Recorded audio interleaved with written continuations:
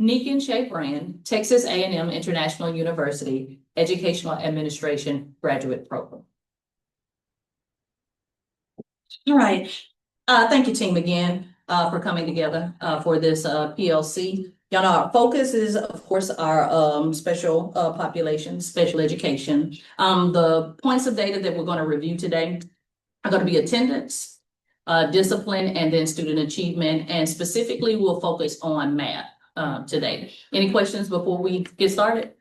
Okay, so I've already shared with you the data protocol. You notice the steps. We're just kind of going to flow through that organically. I want it to be a conversation more than it is just like robotic. So I just want us to be able to dive into it and just kind of learn together.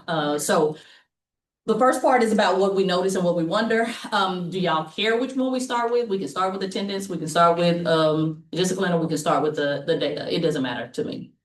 Whatever works for you is good. Yes. Let's go ahead and start with the attendance. So our attendance goal for this year was 94%. So we want to look at first what we're doing right now overall, but then as you look at the data, you see that there are trends, because I gave you longitudinal data from 2023 to current. So we can see where we've been, and then it's individual, of course, by grade level. So looking at the first handout you have, that's overall for our special ed population. Overall, as a summary, how would you say, what are you noticing that we're doing? Well, I do notice that obviously 8th grade is holding us back a little bit, right? When we talk about, thankfully we were able to still hit our goal of 94.1 that I can see. Yes. But barely, and because 8th grade was really far behind with their goal of 92.3. Yeah. 7th grade almost hit 95%. And I think that that's something to think through, especially when usually our higher numbers are for 6th graders. Usually they're the students much higher. Yes. So that is something that stuck out to me for sure. Yeah. And when you look at our absence percentages, everybody is over 5%. Yes. So that's something to take in consideration. Now, mind you, our numbers are different as well. So 23, 24, we were a little bit over 1,100 students. So now this year, our numbers are already at about 1,000. Yes. Right at 1,000. So we've had some decrease, which that's something to take into consideration as well, which hopefully that should be to our benefit, because now we can kind of streamline and focus more on the smaller number of, we say smaller, but it is a reduced number of students that we have. But it is important to note that 8th grade is right now an outlier with the attendance. So we need to make sure we focus on them. When you look at the chronic absences. So let's go to the next couple of pages and you can pull those out and you can actually put those side by side if you like. Our chronic absences for 6th, 7th, and 8th grade. Who is our outliers? That's the ones that look like this.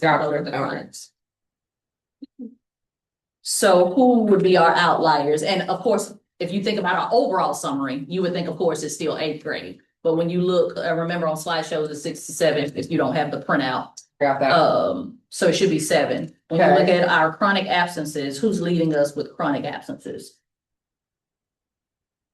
Oh, wow. 8th grade, hugely. Yeah.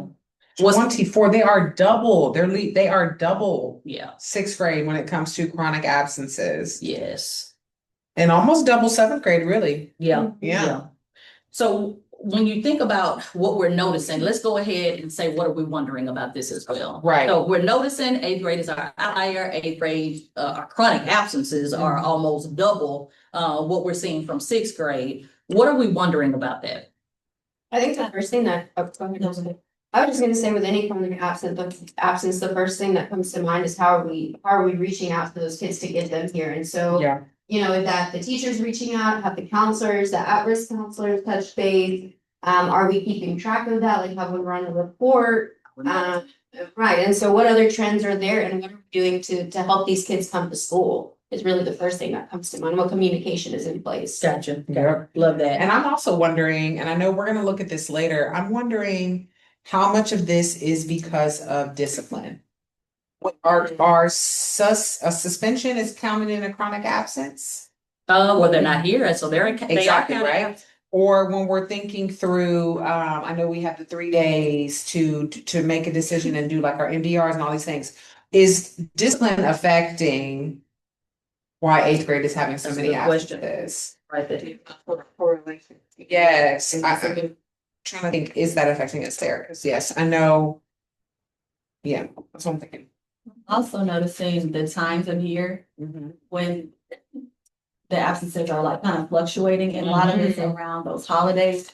I'm noticing November, and then also once we get towards the end of May. Yes. So I'm wondering if they starting to feel like I don't have to be there, you know what I mean? Yeah, It's kind of falling off a lot at the end.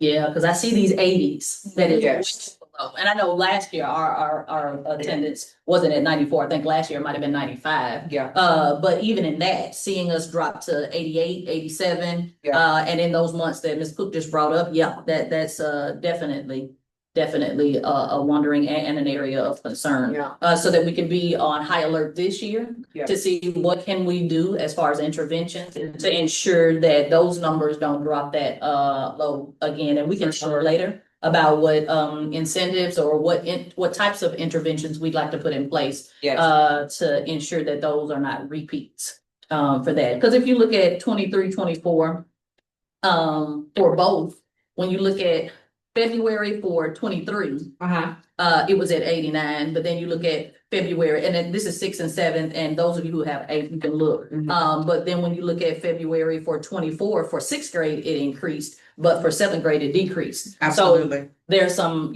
some imbalances going on, and we just kind of need to figure out what's going on there. And we also know that attendance also ties in with punctuality and students being to class on time. Right. It also is tied into parents checking students out at certain times and bringing them back. So they are counted absent if they if they're not here for the ADA bill, but then they come in after. So they're still counted absent. And that's something parents may not know. So that's another question. Making sure that we have communicated with parents that if they are not here for ADA, that they are counted absent, and just making sure that we keep that message consistent, especially when we see parents that are bringing them in after the ADA time, just pulling them and having some quick conversations in the APs, and we can do that just to make sure we have some quick conversations with them about, we understand life happens, but just so that they are aware. I know that we've done a really good job this year so far of our sending out our parent newsletter bi-weekly. So I'm thinking through maybe a part of our student newsletter can be making sure that we're sharing the message of how important attendance is, and maybe also updating parents on what our numbers are looking like for each grade. Gotcha. I know you said we would speak later about incentives, because I'm definitely thinking through, obviously, we know we already do the perfect attendance thing, but how can we incentivize parents? Yeah. Right? Is there a way for us to get them on board? It's like, hey, you've had perfect attendance. We're going to enter your name in a raffle because you brought your kid to school every day. Because let's be real, we're in a middle school. The kids are depending on the transportation. That's true. That's true. Right? So what are we doing to let the parents know, hey, we're also asking you as well to be a part of this. That's right. right. That's You need true. to bring the baby to school. I like that. I like that. So, well, I'm going to shift us a little bit. We're going to kind of, I'll say wrap, but then put like a push pin there for attendance. Right now, when you look at 25, 26, where we are in September, with attendance for all grade levels, currently 6th and 7th grade have the 94%. What does 8th grade say? Right now in September, 8th grade is at 90.4%. And there still are outliers. Yes. Yes. Okay. Yeah. So I like what we were discussing earlier, finding out how we're contacting those and how we're monitoring that and keeping in contact with those parents. So, yeah. Now, I will say this on a bright note, that is the highest we've been in the past 3 years for September, just like 6th and 7th grade. So yes, I'd say obviously something's increasing as we go by each year, but yes, 8th grade is still the lowest. Okay. Perfect. All right, let's transition a little bit and let's look at discipline. Okay. So again, that very top sheet is your overall. And just for the special education population, you'll see that the personal communication device is our top infraction. Okay, And why do you all think that?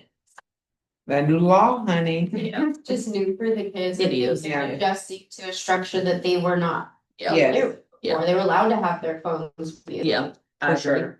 And even looking at that number and our number, we have right at 1,000 kids. It's still a It's still small. Yes, Just or- very so. Yes, yes. I would definitely agree. When you look at where we were for 23, 24, and how the little graph has moved, you'll see we're actually doing pretty good. The percentage. Absolutely. The percentages are pretty good. Yeah. For our entry for this school year. So it gives a lot of hope for what we already have going on campus. So your next one again is an overall.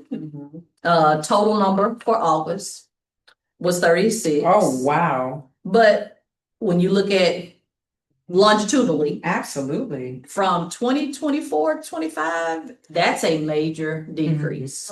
I mean, can we talk about September? Yes, yes. I mean, oh my goodness, right? Yes, That's yes. amazing. Yes. The big drop that we've taken. I agree. So now what we're about to do is dig into the individual grade levels and see who's carrying us up and who's underneath. I And gotcha. yeah. So the first one you'll see is 6, and if y'all want to put them all side by side, you definitely can. If you want to look at them individually, you can.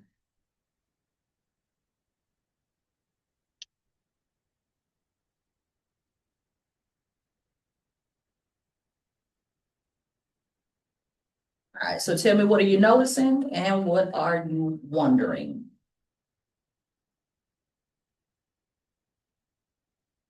So I'm definitely seeing higher numbers for 8th grade. But I see a range of disciplinary concerns for 6th grade, like I see more issues. Yeah. Yep. Yeah, I like that too. Yeah, I like to notice. Not even though the numbers are small, they're still small. It's what the infractions are. Yeah. Disregard for authority, miscellaneous, and then, a little profanity. But yeah, it's the miscellaneous pieces. And then you have for 7th grade, disruption of the educational process. And so that one is a star, because what does that tell you? Other kids are being affected by this as Yeah. well. And it's the location. This is happening in the actual classroom. Yeah. So this is going to impact, and we're talking about our special ed population. Yeah. So, and these are our SPED babies. So we also have to determine, what could be the underlying issue that is causing these students to disrupt the learning process. So ensuring that they are with a strong teacher who is able to support them behaviorally as well as academically. So that's going to be some of our members as well. And that one was for 7th grade that I was looking at with the educational process. Moving on over to 8th grade, because I didn't see that with 6. Yeah, I didn't either. Definitely insubordination. 6th grade does not have that at all. And that's on 7th and 8th grades.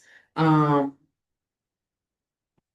honestly, personal communication devices. I know they all have cell phones, but we're only getting one for 6th grade, where the majority of 7th and 8th graders are getting. And I would say that speaks to in the classroom too. Yeah.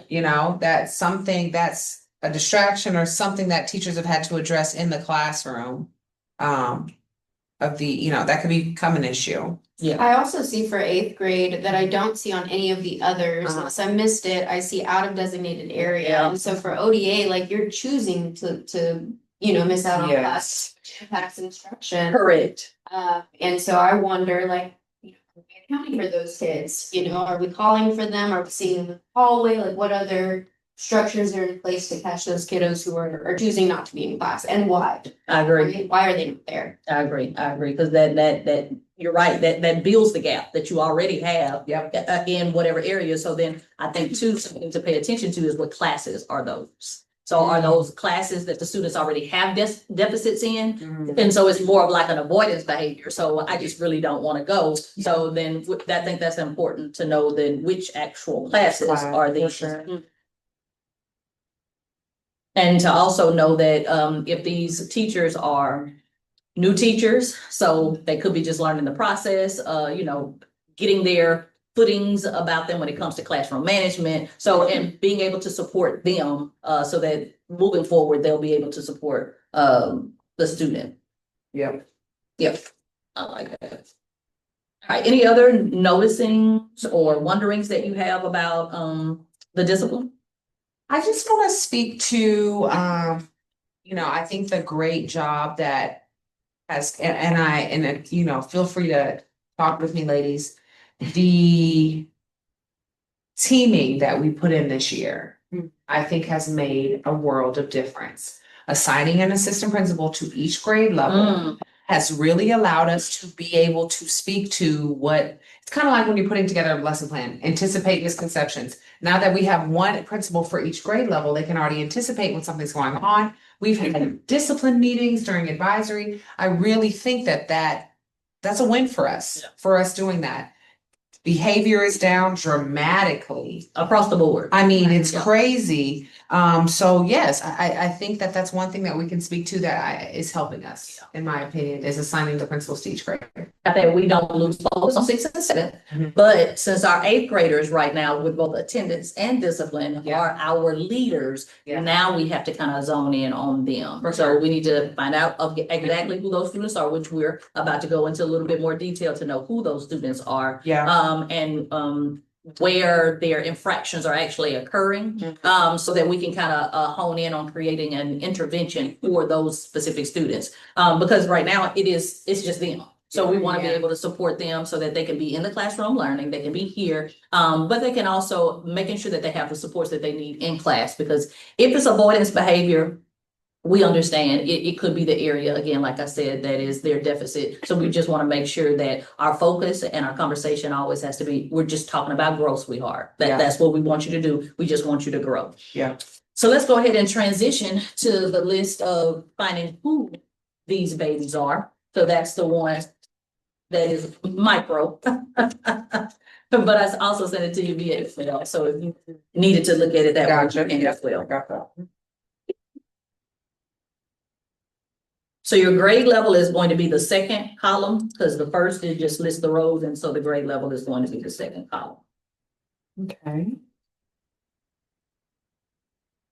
Tell me, what are you noticing? And what are you wondering? Anybody need highlighters? I'm gonna go ahead and grab a few and put them on. I just noticed that the location of a lot of our infractions are coming primarily from the classroom. And so that makes me think, like, how can we better support the teachers, with their structures and classroom management, maybe organization, whatever it be, so that these issues are not reoccurring. Agreed. I still think we have to really look at why is 8th grade the outlier for everything?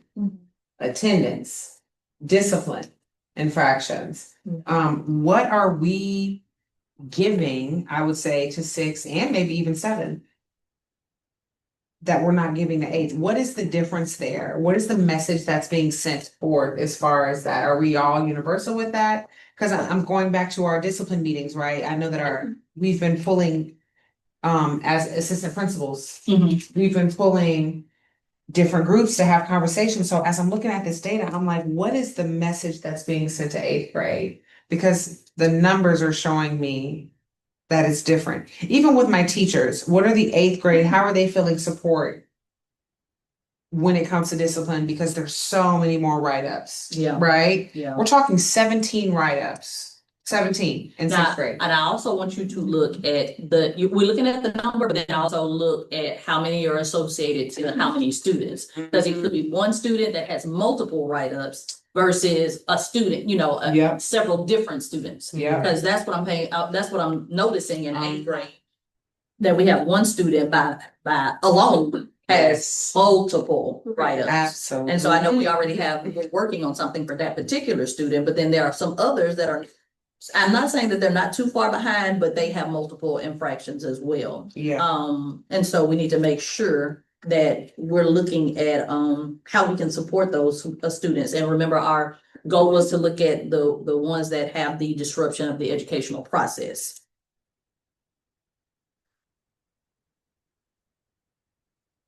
And it looks like it's a few of the same students. Yes, yes. Yeah. And I'm just doing 8th grade, but somebody else may be doing. I'm doing 6th grade. Okay, okay. Yeah, Yeah. So for 6th grade, I have 12 students and 3 of those students have had multiple infractions. okay. I'm sorry, 4. Gotcha. And I just kind of want to let y'all know too, you may see a little discrepancy on this one, because this is the one that I shared that's micro. This is the one that I freshly pulled. So Yeah. that's why you may see a little discrepancy based on what you saw on the other handouts, because those numbers look different from here because it was fresh. So I wanted to see had anything changed, decreases, or kind of if it stayed the same or if it had increased a little bit. And I noticed a little bit of an increase. For Because sure. as before, when we didn't have a disruption process for 6th grade on the graph, but on this handout, we do have one that has that. So just getting a handle on that so that we can make sure student achievement is happening for our, for all our kids, but especially for our special ed babies, because that's where we want to see some growth for this year. Any other wonderings or noticings about these individual infractions? I have a question. Mhm. Do we know what falls under what is it, miscellaneous offenses? I still have several students in 7th grade that fall in there. What behavior that is? So it could be something that is like repetitive, like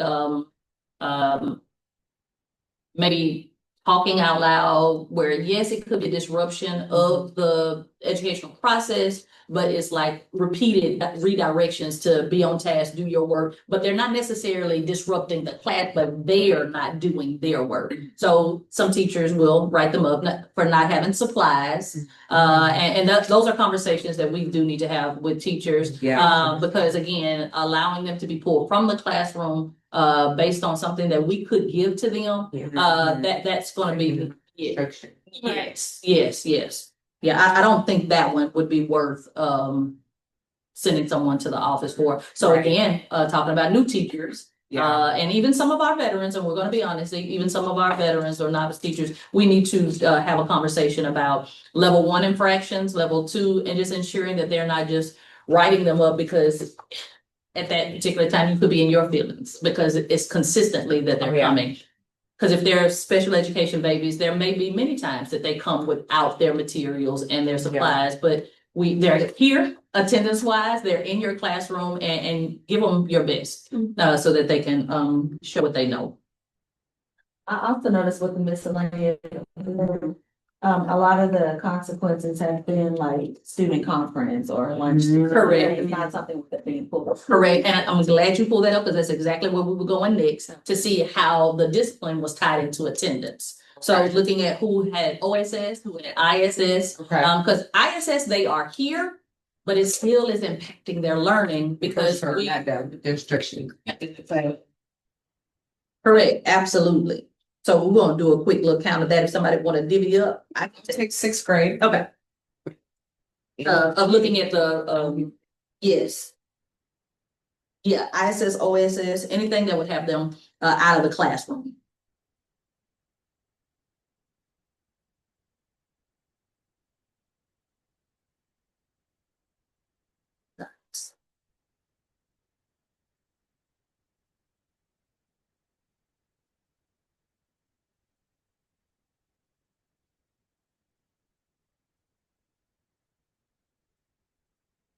Pretty quickly did 8th grade. Whoever else is doing 8th grade, we're going to have to make sure we match up to see if our numbers are the same. Got about 11 for 7th. You put the ISS down. I put them together. Oh, yeah, that's fine. If they're out of the classroom, absolutely.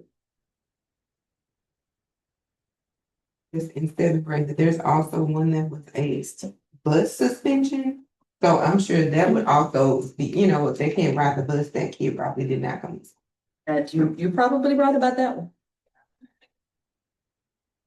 And that can affect future, right? I don't know how long the suspension lasts from the bus, but lordy, lordy. Yeah, so that's something that I guess we need to make sure we look at too. Um, how long they're suspended off the bus and double checking with parents to see, you know, what would be your mode of trying to get them to school if you have. You have Yeah, alternatives. Yeah, so that we can make a note of that. Is there any other thing that we could do on campus that would keep them from, that would deter their behavior on the bus? So that now you still have your right to, you know, to ride the bus to school, because we're going to implement some things here on campus that would, help you do that. Mhm. Okay. So in the sixth grade, we had Mhm. about, am I counting days or am I counting like numbers of infractions? Like how many days did our students miss because of You this? can do both. Okay, because I think that's significant too. yeah, Cause I see one that has 6. exactly. Yeah, or 5, I think that is. 16 days for 7th grade. Okay. We're right at about 15 days for sixth grade, 15 days that were lost 17, of instruction.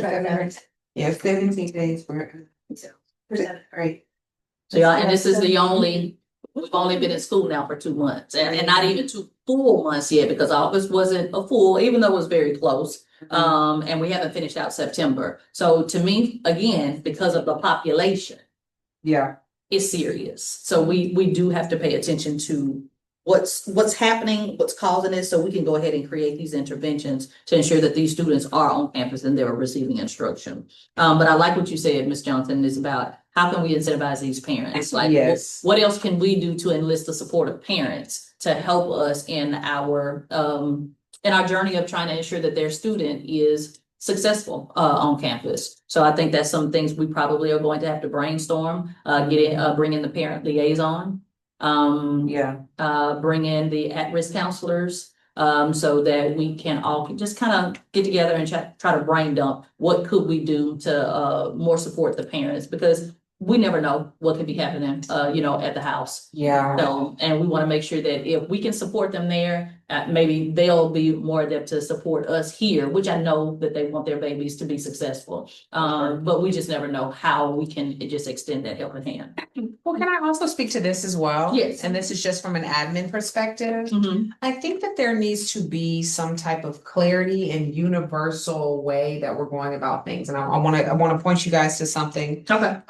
If you find on the 8th grade, Mhm. okay, look at one of our students. He starts at 67. Gotcha. Okay, he starts at number 67. Okay, notice this student. Each time he is in trouble, he is getting suspended. Oh, I'm sorry, he's an ISS. This is There has been no detentions, there has been no student remediation, no conference. But when I look at the same thing out of designated area for a 7th grade, I've seen some where they just get a lunch detention. Yeah, yeah. Right? Or detention. Or a detention. Yeah. So there has to be consistency. If I'm putting a spec student in ISS every single time they get in trouble versus in another grade, you're just gonna get a detention. Yeah, We have to be consistent. you're right. Because that baby's already up to what, almost a week Yeah, of not being in class. Yep. And we've only been in school for 5 weeks. and it's yeah. You see what I'm saying? I'm also noticing that there is definitely different discipline on 8th grade, because some of these, I see they have Saturday, Yes. and I didn't see that on 6 and 7. Nah, not a one. So you're right. Yeah, and we have to ensure that equity is happening. For sure. For all students, but For what all we're talking about students, yes. We need to make sure that, so now this brings to my mind that there has to be a tighter system of monitoring for how this fund is being distributed amongst our students. And if it's and I know the infractions are different, and of course grade levels are different, but that the flow is the same. So is this something that we can do a conference for? Because we do want to focus on restorative practices, so that we can make sure the kid understands you get a clean slate every time. And what this appears to me with this kid constantly getting ISS, I don't know if they're getting a clean slate, and I'm just gonna be No. honest. So we need to make sure that we are using equitable practices across the board so that all our students feel safe, they feel welcome, and they feel like they're being heard and that they're valued. So this is a very eye-opening, and For I sure. really enjoyed going through this, and it was necessary. I know it was coming up, but I think it is necessary because these are some of the conversations that now we also have with the additional admin. Yes. And then also now with our teachers. So Right. that we can kind of streamline some of the things that they're writing students up for. And then making sure that discipline that is being distributed, that it is equitable for all of our babies. Sure. All right. Last but definitely not least, we Yes, were ma'am. talking about those other two and how it, the attendance and the discipline and how it is impacting our student achievement. Okay. And in particular, it is just math. Okay. So when you look at the data handouts, I did 6th, 7th, and 8th grade. So you can put them in whichever order you like. I'm gonna go ahead and kind of tell you the overview. So the first is just overall, no specificities with standards. It's just overall how they perform. And you can go ahead and find the sped pop on each sheet. And this is just this year. I didn't do longitudinal data for this one because I wanted to focus on what we look like right now, and then I can go back and compare what we look like. Gotcha.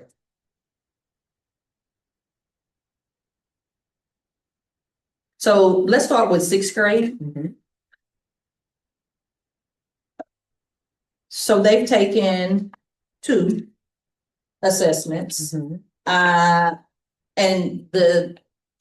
I'm gonna let Ms. Jackson speak a little bit toward 6th grade math because she's the instructional coach, but because the numbers are different, and I just want to make sure we're all clear with the numbers. Okay. And why those numbers are different. So when you look at the bottom for special ed, so the mod on level, and then it says on level. So you have, we know we have the group of special ed babies that are modified, but then we also have the group that still receive services, but they are not modified. Correct. So I just wanted you to speak to making sure everybody understood why those numbers were different. But I think I just kind of. Yeah.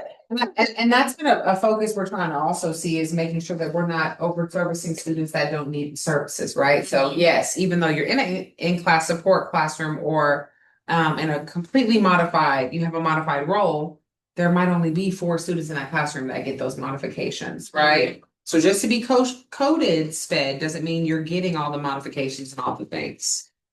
So let's look at some comparisons with 6th grade. Okay. When you talk about percent score and how they're performing with the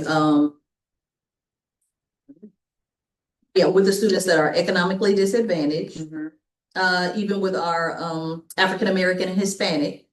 So it's just doing a quick comparison. If you look at the percent score, SPED is not too far behind. 65%, and then you have 60, well, really almost 66 with the eco disc.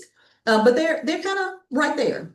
I would say the ones that are lacking a little bit behind will be the Hispanic students that are lacking behind. And so that's going to be another topic for another day that we're also going to dig a little bit deeper in the data, because we'll do the same thing that we did for attendance, same thing we did for discipline, so we can kind of create some interventions for them as well. So I would like for us to do some quick comparisons across with 6th grade, and we'll do that same process with 7th and 8th grade, where we're comparing how they're performing with their peers. So let's look at the modified test. You know that everyone who took that, they're all modified and how they're being compared. And then when you look at the on-level test, you're comparing how they're performing with their peers.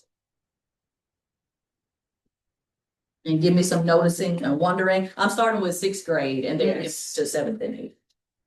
We're looking at the 6th grade data. Overall, the mod test compared to only, they're really doing well. Yes. They're using their modifications, the hints, the things that we're giving them, the processes, and their numbers are higher than the only. That's what I was just about to say. That's what I was just about to say. They are they're doing, they're really holding their own. I know we've discussed, I'm sorry to cut you off, Ms. Brand. I know that we've discussed right now, what we're kind of doing is our modified tests are really very modified, like we're Right. giving every single question. I know that we've discussed as the year goes on, kind of slowly starting to see how they can do without those heavily modified tests. Obviously, they still get all of their services, but when we're talking through how are we setting up kids to be successful on STAR as well, I think we're off to a great start because we're giving them all the great supports and we're Right. building confidence. We have kids right now that are meeting CBAs that have never met a CBA because we are correctly modifying these tests. So thinking through that, I do think to your point, it's beautiful right now because I have kids that are mastering and are meeting Good. readiness teaks that have never been able to do that. So I think we're doing a really great job of modifying the curriculum so that they can have an even playing field with the rest of their students. And I think this has been really eye-opening for teachers to see, hey, when we give them supports, they're doing great. Now, why are these kids on this side not being able to rise to the occasion? Because they're not supposed to have the supports. So what are we doing? Yeah, that is true. Yeah. That's true. And looking at it's literally almost a 10-point, Mhm. right, a 10-point difference with the percent score. Yeah. And so let me ask you a question, Ms. Jackson, for the raw score for modified, how many questions do they get? That was one of my bigger questions, because I see on here, they have 10. How many questions are on the modified test? The modified test may have had maybe 2 or 3 less questions. Okay. On the modified test, we try to focus on the readiness solely, I on agree. making sure that they are masters of that. Okay, But it's not a big difference in the number. gotcha. And I know our district focus, of course, are the M&Ms, the meets and the masters. For And right now, while we're looking at the meets and the masters, these numbers don't look bad at all. We know that our focus, of course, is just growth. So one thing I think we need to again make sure that we're tying in, are these students here?